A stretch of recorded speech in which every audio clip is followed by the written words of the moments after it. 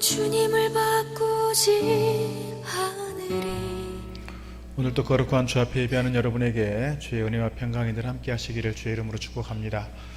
날씨가 이제 비가 개이고 많이 쌀쌀해질 텐데요, 늘 건강에 유의하시고 또 특별히 우리 신체적 건강만이 아니라 영적 건강도 함께 누려가기를 축복합니다. 정치범으로 종신형을 선고받고 27년간 감옥에서 지낸 분이 있습니다. 여러분 누군지 한번 알아맞혀 보시죠. 종신형을 선고받고 툭 되자마자 그가 살던 집이 빼앗겼습니다. 그래서 가족들이 다 변두리로 밀려나야 했습니다. 툭 된 지 4년 만에 어머니를 잃고 또 그 다음에 자식을 교통사고로 떠나보내는 와중에도 장례식에 참여할 수 없는 안타까운 일이 있었습니다. 절망 가운데 그가 어떻게 이 험난한 시간들을, 이 절망적인 이 감옥에서의 시간들을 보낼 수 있을까 기도하고 고민하다가 교도소장에게 요청을 했습니다. 교도소 안에 터가 조금 있으니 저 터를 좀 나에게 좀 분양을 해달라. 내가 텃밭으로 삼겠다. 그래서 채소를 심고 나무를 심었습니다.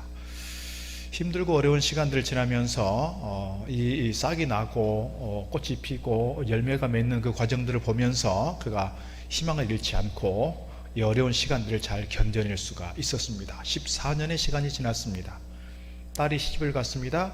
딸이 아이를 안고 왔습니다. 아이 이름을 지어달라는 겁니다. 아이 이름을 희망이라고 지었습니다. 희망. 지금의 현실은 많이 힘들고 절망적 상황이지만 그래도 이 아이만큼은 희망을 품고 살면 좋겠다, 그런 소망이 있었던 거지요. 그리고 13년이 흐르고 극적으로 그가 석방됩니다. 27년간 옥살이를 하고 71세에 그분 이름은, 사진 한번 보여주시죠. 그분 이름은 만델라입니다. 우리가 잘 아는 거죠.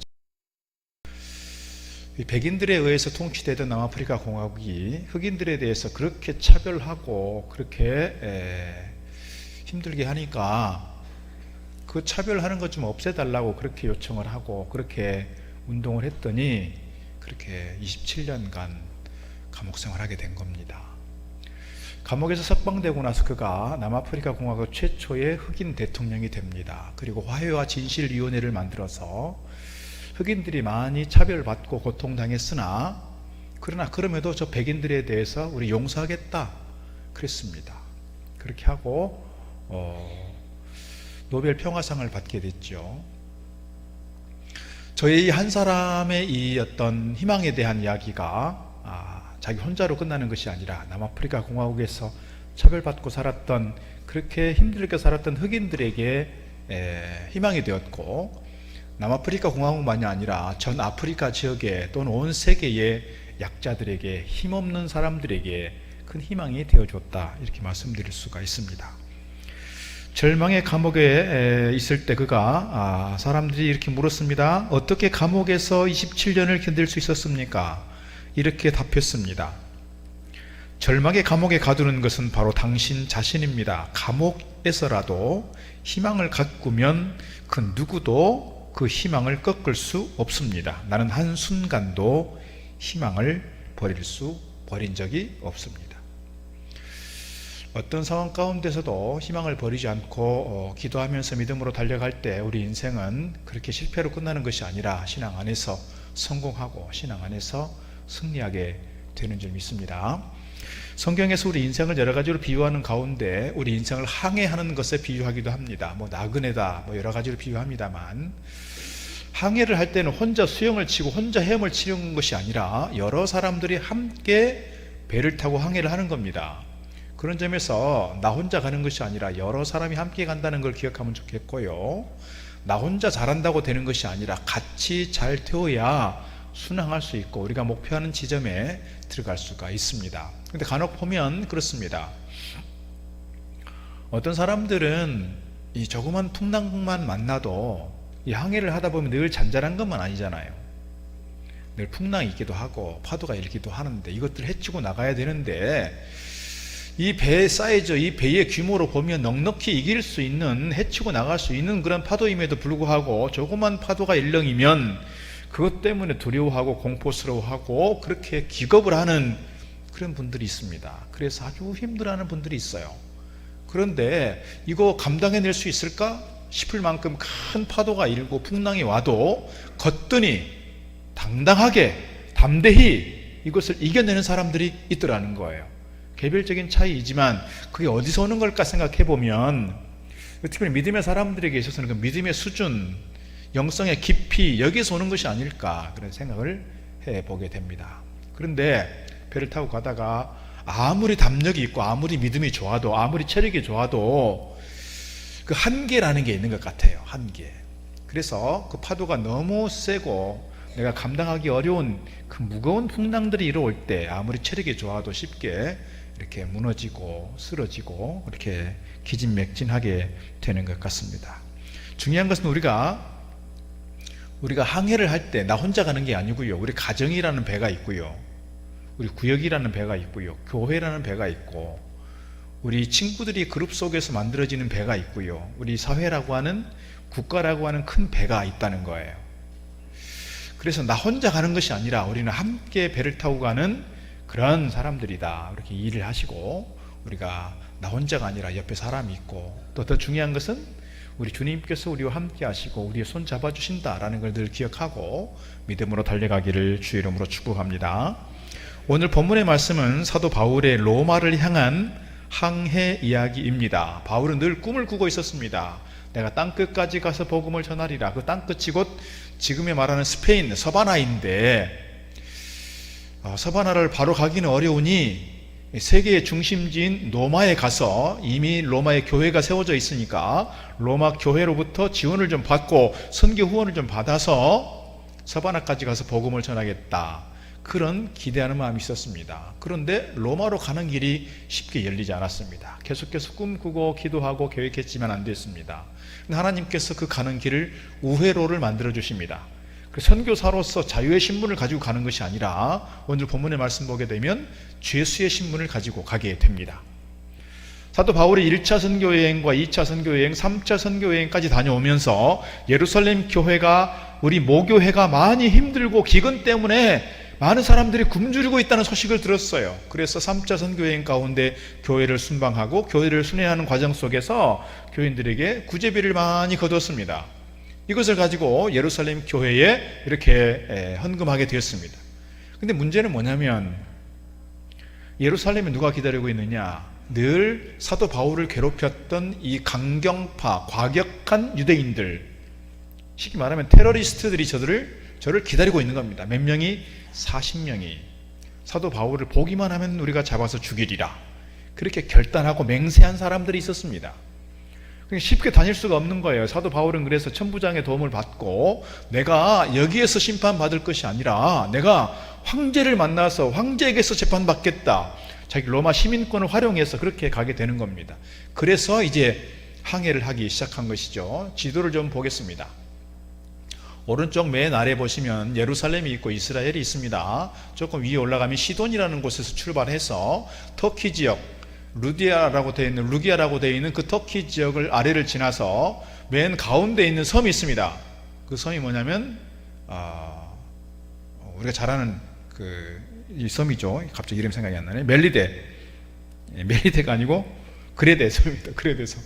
크레타 섬이라고 알려져 있는데 보통 그레데 섬에 도착하게 되고 그 가운데 지점이 뭐냐면 미항이 있어요. 이 미항쯤에 도착했을 때가 언제냐면 그들이 금식의 절기가 끝났을 때입니다. 그래서 금식의 절기가 끝났다는 얘기는 뭐냐면 9월 말 10월쯤 됐을 때입니다. 그러니까 곧 겨울이 다가올 때인데요. 그곳에서 사실은 겨울을 지나고 가자고 사도 바울이 얘기하지만 선장과 선주의 말을 따라서 배를 타고 가게 되는 거예요. 그래서 멜리데 섬까지 이렇게 밀려가게 되고 그 과정에서 2주간 그들이 큰 풍랑, 유라굴로라고 하는 풍랑 속에 그들이 빠지게 되는 것이죠. 그리고서 겨우 살아서 로마까지 결국 압송이 되기는 합니다. 그 과정을 우리가 보통 제4차 선교여행이라고도 하죠. 어쨌거나 사도 바울이 자기가 원하는 방식은 아니었지만 결국 예루살렘에서 로마까지 가는 길이 열리게 됐다는 거예요. 문제는 항해를 하는 과정 속에서 저가 뭐예요? 큰 풍랑을 만나게 됐다는 거예요. 앞서 말씀드린 것처럼 이 미항에서 사실은 떠나지 않았으면 했어요. 왜냐하면 이미 사도 바울은 고린도후서 11장 같은 데 보면 내가 파선한 적이 3번이나 있고 배 안에서 꼼짝 못하고 갇혀 있었던 적이 있었고 이런 얘기를 하는 걸 보면 이미 사도 바울은 지중해를 지나면서 큰 풍랑을 여러 번 만난 경험이 있다 그 말입니다. 그래서 백부장에게, 자기를 인솔하는 지휘관이었던 백부장에게 그렇게 얘기를 한 거예요. 여기 미항에서 겨울을 나고 가자. 분명히 가다가 큰일 날 수 있다. 그런데 이 백부장은 누구의 말을 들어요? 선장과 선주의 말을 들어요. 이 사람들은 배를 조금이라도 빨리 로마로 가서 물건을 나눠주고 사람들을 태워다 줘야 돈을 조금 더 받을 수 있으니 경제적인 이득의 측면에서 위험을 무릅쓰고 그냥 가는 겁니다. 그래서 가다가 처음에는 바다가 잔잔하니까 우리가 선택한 게 잘한 거야, 그렇게 마음 편하게 갔지만 조금 가다 보니까 그야말로 감당할 수 없는 태풍이 일어난 겁니다. 우리나라는 보통 8월 정도에 남태평양 쪽에서 이렇게 이 태풍이 일어나지요. 미국과 멕시코만 쪽에서는 뭐예요? 허리케인이 일어나는 것처럼 지중해에서도 그렇게 뭐 허리케인처럼 큰 건 아니지만 감당할 수 없는 그런 바람들이 일어난다는 거예요, 겨울에. 그래서 사도 바울은 겨울을 지나고 가면 좋겠는데 사도 바울, 하나님의 사람인 사도 바울의 말을 듣지 않고 누구 말을 들었어요? 선장과 선주의 말을 듣고 그냥 가자, 강행한 겁니다. 강행했어요. 그래서 결국 가다가 큰 풍랑을 만나게 되었고 파도가 일면서 다 배멀미를 하고 구토를 하고. 여러분 제대로 살 수가 있었겠어요? 며칠 동안 그렇게 했느냐? 14일 동안 2주간 그렇게 풍랑 속에서 온갖 다 쏟아내고 뒤집어지고 뒹굴고 그렇게 기진맥진하게 됐습니다. 사도 바울은 어땠을까요?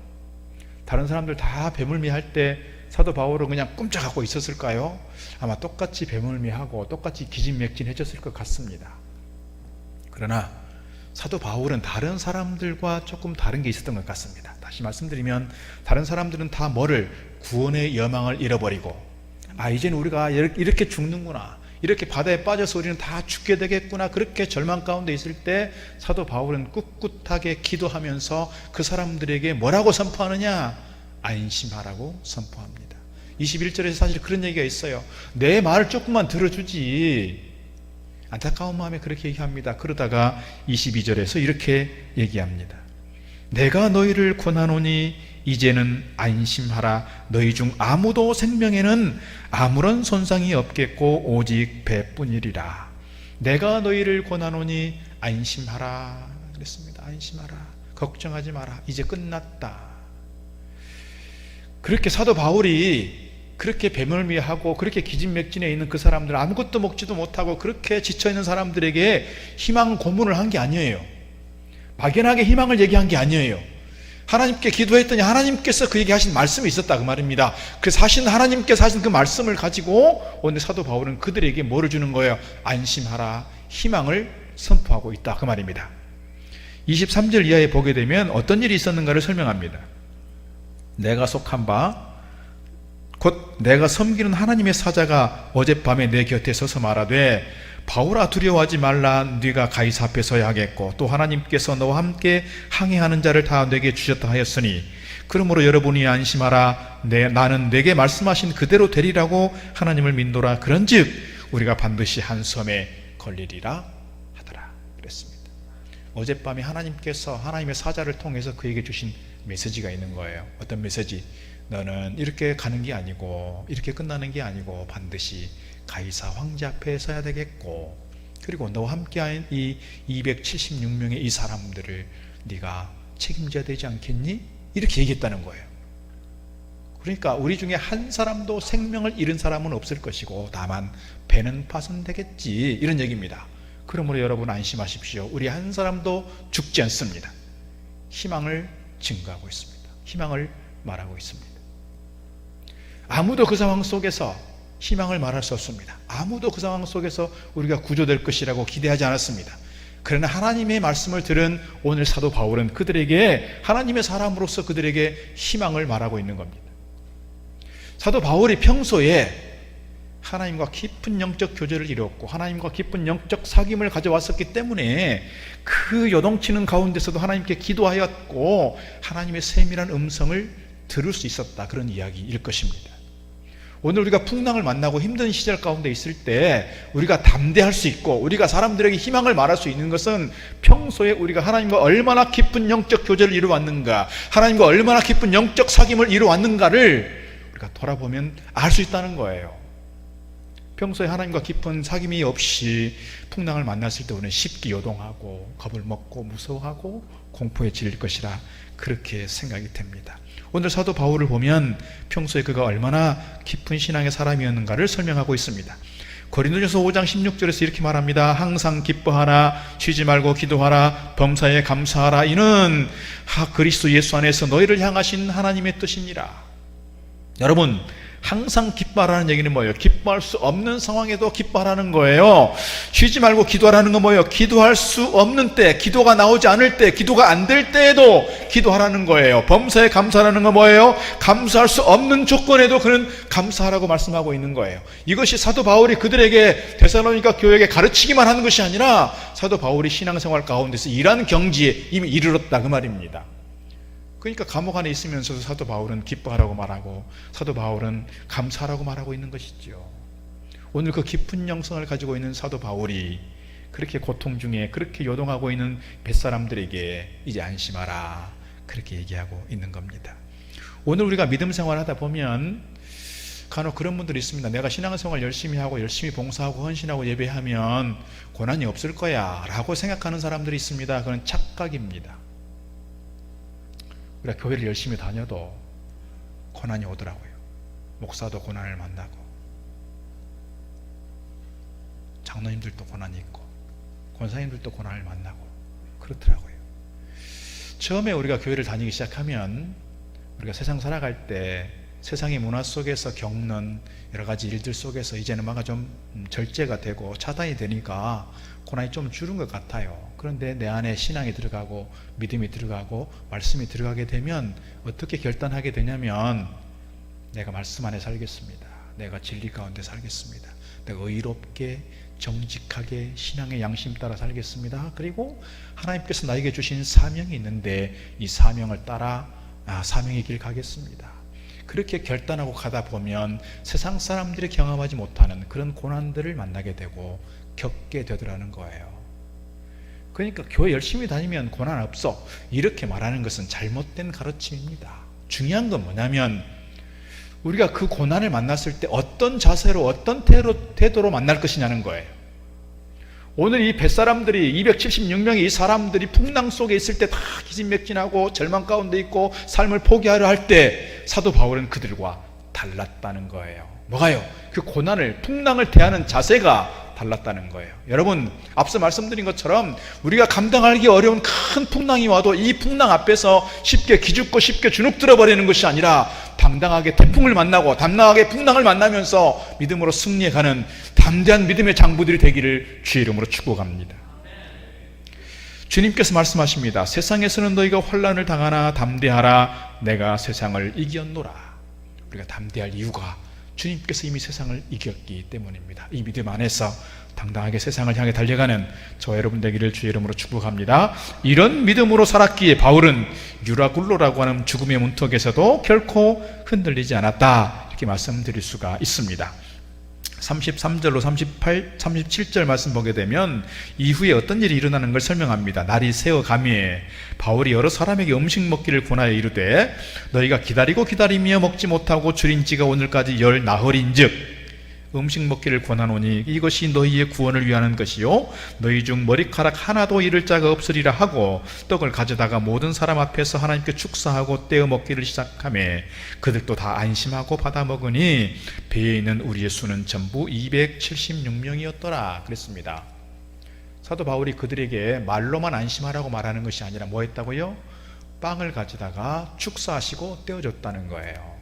예수님께서 오병이어의 기적을 일으키실 때 오병이어를 가지고 온 한 어린 아이의 도시락을 받아 들고 하나님께 하늘 우러러 축사하시고 떼어줬습니다. 이게 오병이어의 기적이에요. 예수님께서 마지막 성만찬의 자리에서 빵을 떼고 사시는 말씀이 이것은 내 몸이다 하실 때 그 전에 뭐 했어요? 하늘을 향하여 축사하시고 그랬어요. 오늘 사도 바울이 똑같이 하고 있는 거예요. 이 빵을 먹게 되었는데 하나님께 감사하고 하나님께 기도하고 나눠줬어요. 이 빵을 먹을 수 있었을까요? 사람들이요? 다 토해내고 아직도 바다는 그렇게 요동치고 있는데요. 그 상황 속에서 아마도 우걱우걱 먹었을지 모르겠어요. 그 빵을 받아 먹으면서 이 뱃사람들이 어떻게 생각했을까? 아, 이제 우리가 먹을 수 있으니 살게 되었구나. 그렇게 희망을 갖게 되었을 것입니다. 오늘 우리가 살아가는 삶의 과정 속에서 힘든 일을 만나고 어려운 일을 만나고 내가 감당할 수 없는 그런 큰 고난 속에 있을 때에도 내가 쉽게 지치고 쓰러져 버리고 그렇게 절망하는 것이 아니라 오늘 사도 바울이 경험한 것처럼 신앙 안에서 우리에게 주신 은혜를 따라서 이것들을 능히 감당해냄으로써 승리하는 저와 여러분 되기를 주의 이름으로 축복합니다. 오늘 존 웨슬리 목사에 대한 이야기를 좀 하려고 합니다. 그는 원래 영국 성공의 신부였습니다. 사진 한번 보여주시면 원래 성공의 신부님이었는데요, 이분이 옥스퍼드 대학에서 교수하고 있었고요, 소명을 받습니다. 내가 미국에 있는 원주민들에게 복음을 전하리라 하고 배를 타고 이제 미국으로 가게 됩니다. 가다가 오늘 사도 바울처럼 큰 풍랑을 만나게 됩니다. 주로 영국 사람들이 주로 타 있는데 풍랑을 만나니까 사람들이 다 배멀미하고 토하고 쓰러지고 다 이렇게 이 배가 풍랑에 따라서 이렇게 배가 움직이면 이쪽으로 쏠리고 저쪽으로 움직이면 저쪽으로 쏠리고 다 그러지 않았겠어요? 파도가 막 갑판 위에까지 올라오고. 그런데 좀 특별한 사람들을 봤습니다. 그 사람들은 독일 사람들 같았습니다. 그 사람들은 그렇게 파도가 치는데도 꿋꿋하게 앉아서 기도하고 예배했습니다. 찬송을 불렀습니다. 사람들이 다 멀미를 하고 이렇게 이리저리 기진맥진해질 때 자기들도 힘들 텐데 이렇게 기진맥진해 있는 사람들, 계속해서 귀찮은 일이지만 불편한 일이지만 하찮은 일 같지만 다 사람들을 섬깁니다. 봉사합니다. 헌신합니다. 도대체 저 사람들이 누군가 봤어요? 모라비안 교도들이었습니다.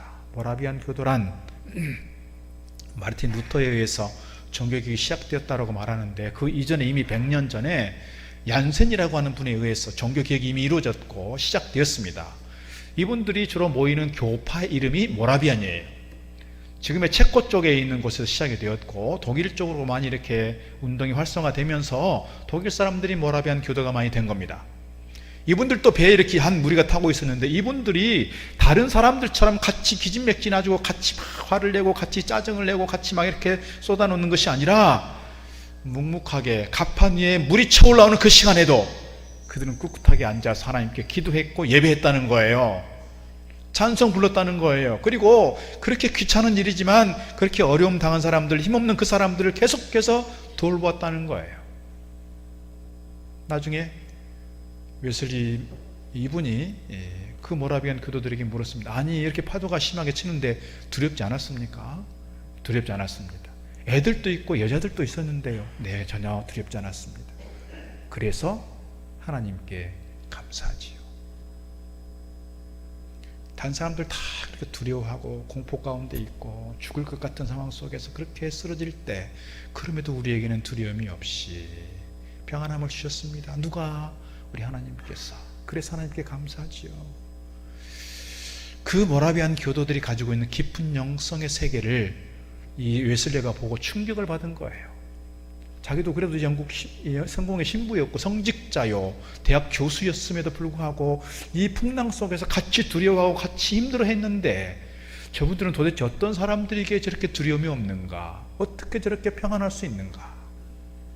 그래서 모라비안 교도들의 지도자들과 만나게 되었고 2년 후에 웨슬리가 큰 회심의 경험이 있습니다.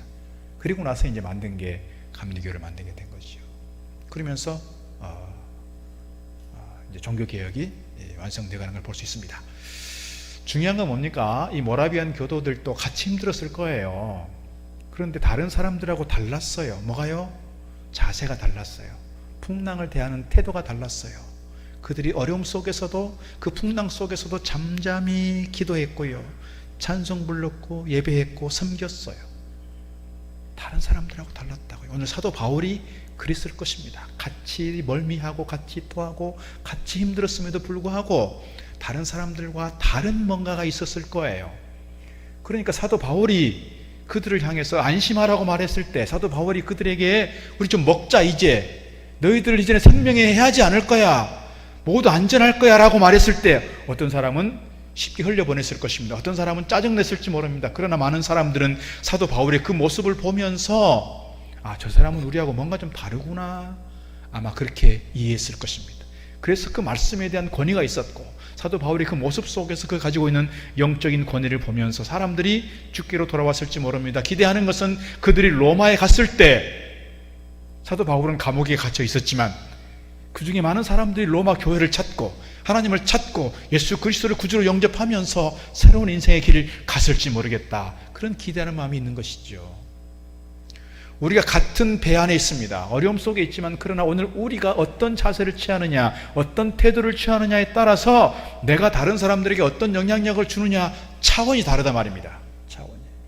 그 오늘 말씀의 제목을 제가 이 절망의 시대, 어려운 시대에 이웃에게 희망을 말하자, 희망을 말하는 사람들이 되자, 그런 말씀 드리고 있는 겁니다. 얼마 전 경북 봉화에서 광산이 무너지면서 두 분이 9일 만에 이렇게 구조가 됐습니다. 그분이 구조가 된 것에 대한 기쁨도 있었지만 뉴스거리가 됐던 것 중에 하나가 뭐예요? 그분들이 믹스커피를 많이 마셨대. 이런 뉴스가 많이 방송이 됐습니다. 그래서 믹스커피 만든 회사에서 저 사람들을 위해서 막 수억 후원해야 돼, 그런 얘기를 많이 했었죠.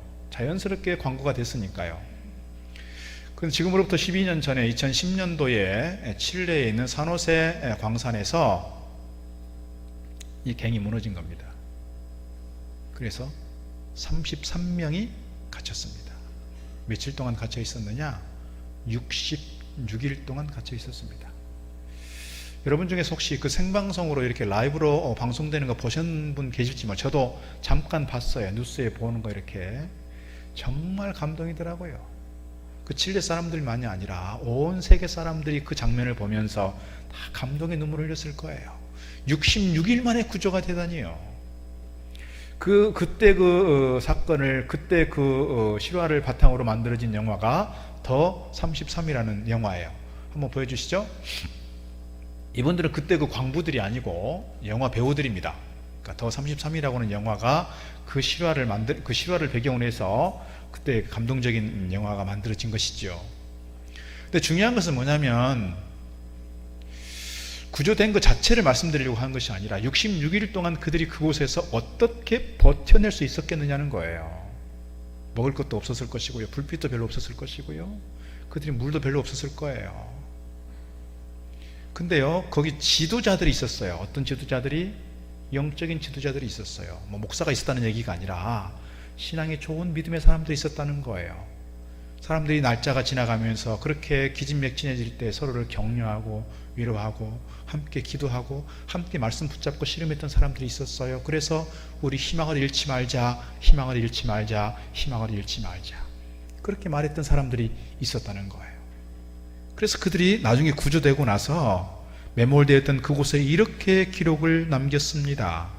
지하 갱도에서 33명이 8월 5일부터 10월 13일까지 살았노라. 하나님이 우리와 함께 하셨도다.